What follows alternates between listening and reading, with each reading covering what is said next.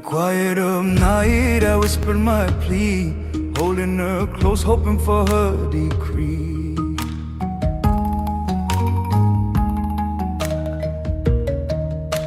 Close your eyes and inhale the steam of jasmine, the thin white curl of incense from a pagoda, turmeric drying on a rooftop until it smells like sunlight. That air is a map of memory for so many people here. Walk the temples with me. Okay, what did you smell first this morning when you walked into the market? Jasmine steaming with sticky rice, and behind that, an old jar of resin that smelled like winter light. A woman I met, Mrs. Dara, lifted a bundle of fresh jasmine to her cheek and said, "This remembers my mother." That line stopped me. Scent does memory work in a way words seldom do. Right, and the layers matter. Croft saw, sampat, sampeya. These aren't just labels. They tell you how a scent is given, who it's for, and what it should do. We'll point to sources in the show notes, but mostly we listen to the people who keep these recipes alive. Let me take you to a house outside Udong. Early light, a copper kettle on a low fire. The distiller's hands had the permanent gold of jasmine petals. She plucked them while humming under her breath. The room smelled like sugar and rain. Intimate, like a memory you can't quite name. She pressed jasmine into the still until the air hummed like an old radio. Wait, hummed like an old radio? Say more about that sound. She hummed a lullaby as she worked, soft, steady. Then she laughed and said, "You can't rush scent. If you hurry, it will forget how to be gentle." I loved that line because it tied craft to kindness.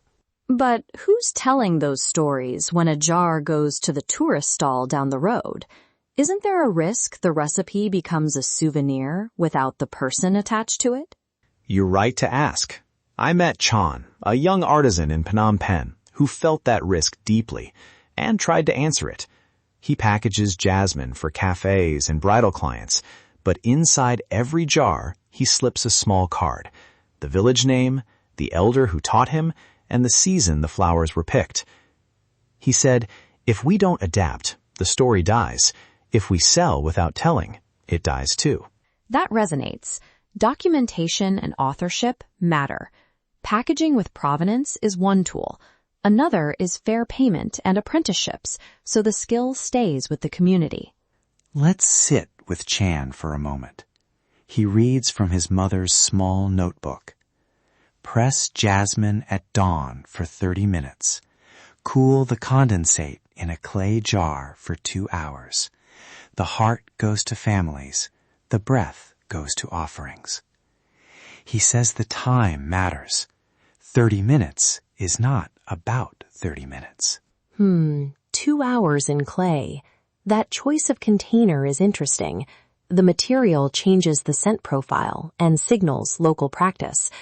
Ethnobotanical notes show clay keeps heat even, and that stability is part of the aroma story. Chan told me about a customer who wanted classic jasmine and then returned disappointed because it didn't smell like the hotel soap they'd used abroad. He laughed and said, "We can't compete with that fake memory."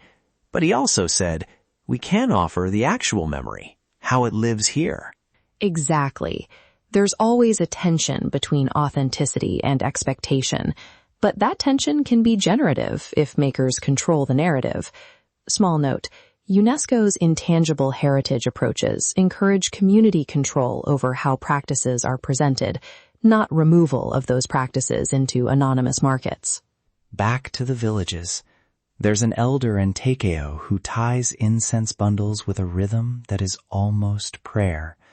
She nodded and said, "When I tie this, I think of my father tying for me." For her, scent is family, lineage folded into string and leaf. Listen, plant choices reflect ecology and meaning. ilang-ilang in evening ceremonies, turmeric for purification, frankincense when clarity is sought. The selection is ecological, symbolic, and moral. Communities make what they can steward into sacred practice. At the market, a seller's stall looked like a small forest. Bundles, jars, dried petals, and glass. People didn't haggle so much as consult. What will bring my sister luck at a naming ceremony? What do I burn when the rain won't stop? The seller mixed 3 herbs and smiled like a matchmaker. That example shows scent as social glue. Similar blends travel across provinces, but are always reshaped by hands and memory. The terms, krov sa for offerings, sampat for wrapped gifts, help us hear how scent moves between giving and remembering. We're going to give you a moment now to imagine those places. Let the kettle hiss, the bundle knot click, a chant halfway heard from the pagoda, laughter from a market. Let those sounds sit with you. Soft, yes. And when you listen, notice how the same sound means different things in different rooms. Blessing in a shrine, breakfast in a kitchen, memory in a market. Practical notes. If you're buying, ask, who made this? Where did the flowers come from? Try scent on a cloth rather than fingers. Never remove plant matter from a pagoda without asking. These small gestures keep trust intact. And for researchers or podcasters, record verbal consent, explain how you'll use the audio, and share drafts if possible. Ethical practice protects makers and deepens the story. A quick extra field moment. Wedding scent. I watched a bride's mother mix a syrup of orange blossom and crushed jasmine, then sprinkled droplets on each plate. She said, "We put this for guests to remember sweetness." The scent held the shape of the whole day. That ritual use shows how scent marks life stages.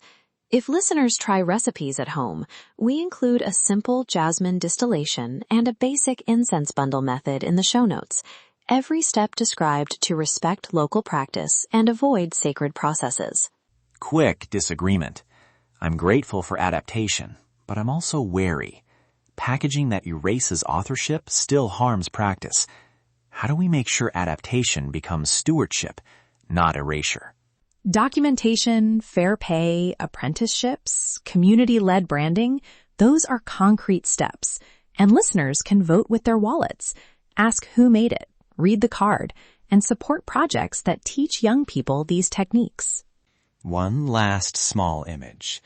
A child in a village leaning toward a clay jar of cooled jasmine, cupping the scent and closing their eyes like they're holding a story. That's what I want these scents to keep. Belonging, not just commerce. Before we go, look after the makers. Ask before photographing. And if you're sharing a recipe, credit the person and the place it came from. The layers matter. Listening is stewardship. If you enjoyed this journey, find extended notes, recipes, transcripts, and source citations on our website. Subscribe to Ancient Echoes. Help us keep these stories circulating. Ancient stones, modern stories, warm welcomes. Quiet stones, loud stories. Thank you for listening. Take a breath. Remember whose hands made that scent, and keep these practices in the place they belong.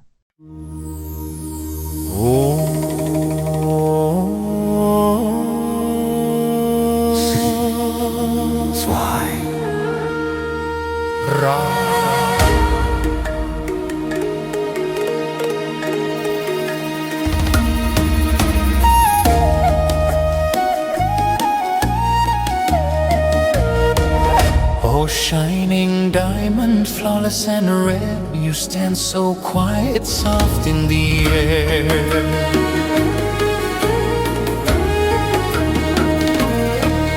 I dared not to rush you, feared you'd flee. Your heart too pure to belong to me. If you turn away, I reach and bind, press my hands, still body and mind.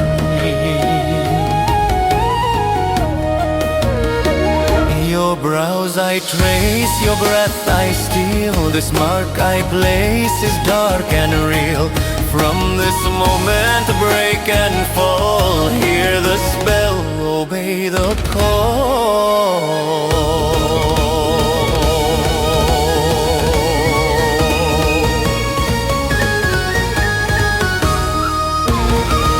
False love born from sacred lies, second one whispers through closed eyes. Follow me, don't fight, don't run, your soul is caught, my work is done. Empty will, your light undone, under spell, under Sigmund.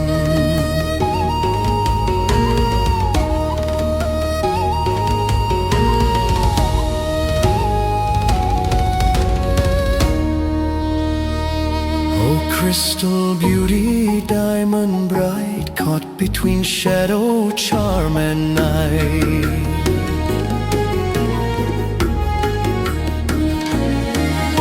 Time won't save you, truth won't last.